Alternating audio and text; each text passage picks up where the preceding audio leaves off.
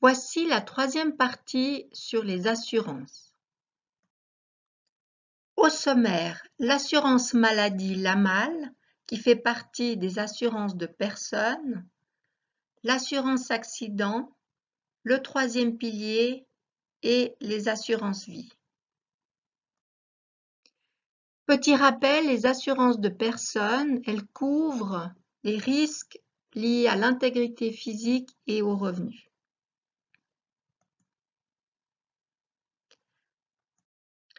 L'assurance maladie, la LAMAL, couvre la maladie, qui peut être une atteinte à la santé physique ou mentale. Ça peut aussi couvrir l'accident, mais ce qui n'est pas soumis à la loi sur l'assurance accident, et la maternité. Toute personne domiciliée en Suisse ou qui séjourne pour plus de 3 mois ou qui travaille a l'obligation de contracter une assurance maladie.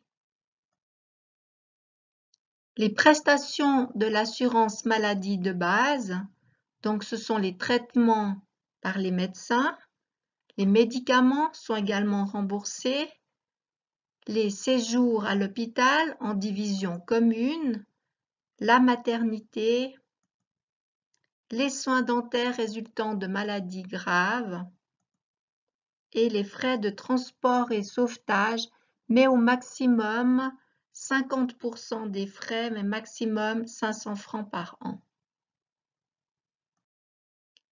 Les primes de l'assurance maladie sont en principe identiques dans la même caisse maladie. Mais il y a des différences selon les régions. Dans le canton de Vaud, on paye plus de primes que dans le canton du Valais. L'âge peut aussi être différent. Si on est un enfant ou un adulte, on paye des primes différentes. On peut aussi avoir des primes différentes selon la franchise choisie ou si on adhère à un réseau de santé ou si on a un médecin de famille.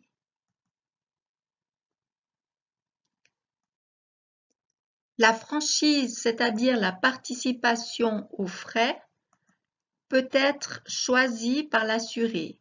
Pour un adulte, elle s'élève entre 300 et 2500 francs. Pour un enfant, soit on n'a pas de franchise à 0, soit on choisit une franchise à 600 francs. Au-delà de la franchise, l'assuré paye 10% des frais, mais il y a un plafond, 700 francs pour les adultes et 350 francs pour les enfants.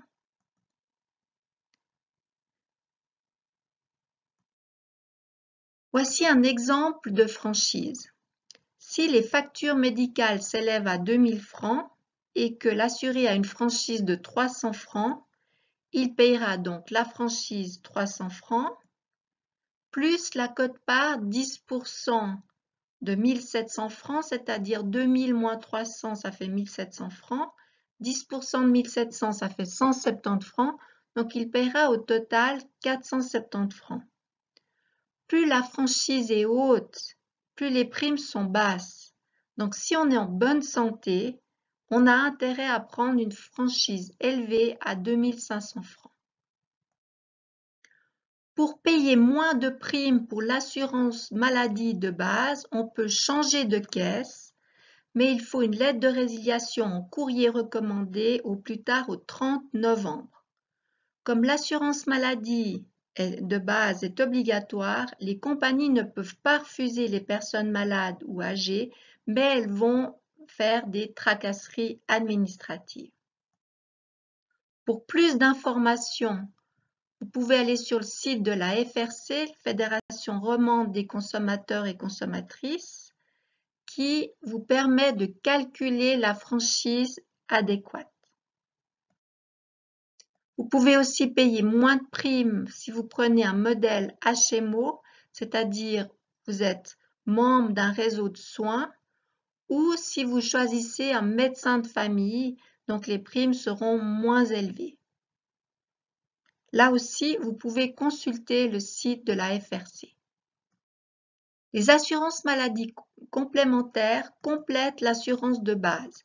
Elles permettent de couvrir par exemple les factures d'hospitalisation en chambre privée ou semi-privée, de payer les factures des médecines alternatives comme l'ostéopathie, de prendre en charge certains médicaments, de payer des indemnités journalières pour perte de gain. Elles sont aussi très utiles pour les frais de transport et sauvetage. Si on fait du ski par exemple et qu'on a besoin d'être secouru par hélicoptère, les frais sont élevés, donc il est utile d'avoir une assurance maladie complémentaire parce que l'assurance de base ne couvre que maximum 500 francs. Les assurances maladie complémentaires, on doit remplir un questionnaire de santé. Donc, le preneur ne doit pas commettre de réticence, donc il doit indiquer toutes les maladies antérieures. Donc, il doit remplir scrupuleusement le questionnaire de santé. Et puis, s'il met qu'il est malade, l'assurance complémentaire peut refuser l'assuré ou émettre des réserves, c'est-à-dire ne pas couvrir certains risques. Si on souffre par exemple d'asthme, on peut avoir une réserve que l'assurance complémentaire ne couvre pas les prestations concernant cette maladie. La LAA, loi sur l'assurance accident, couvre donc les accidents, c'est-à-dire une atteinte corporelle qui est soudaine et involontaire.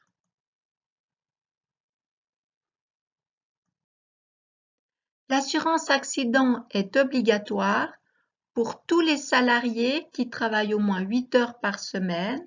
Cela couvre les accidents professionnels, les accidents non professionnels. Ces primes sont retenues sur le salaire et donc payées par l'employé, et les maladies professionnelles. Par exemple, une allergie à la farine pour un boulanger, c'est une maladie professionnelle. Par contre, cette assurance est facultative pour les indépendants. Pour les apprentis qui travaillent au moins 8 heures par semaine, vous êtes assuré par la LAA de votre employeur. Il faut donc supprimer la couverture accident dans votre assurance de base maladie.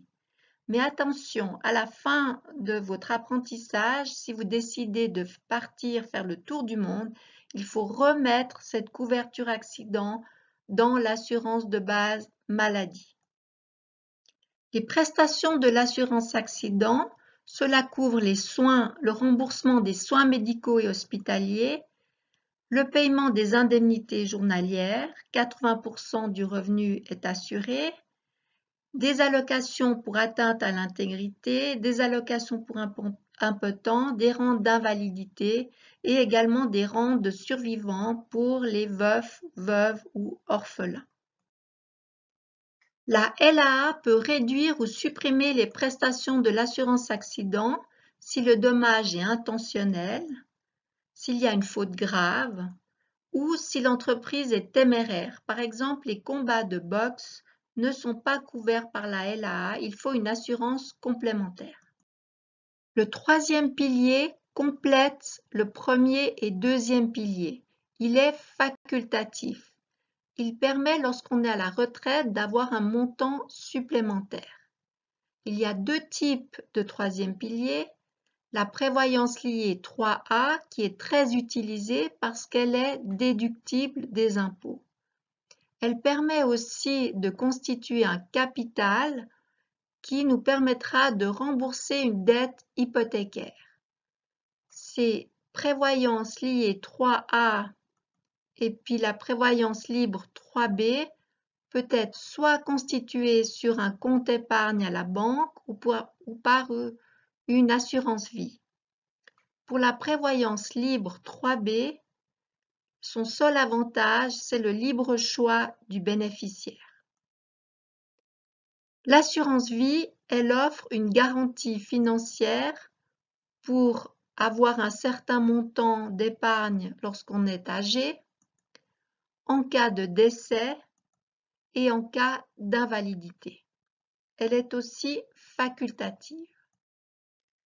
L'assurance vie, on distingue l'assurance vie risque pur, cela couvre uniquement le risque d'invalidité ou de décès, c'est-à-dire que les héritiers toucheront un capital si l'assuré décède.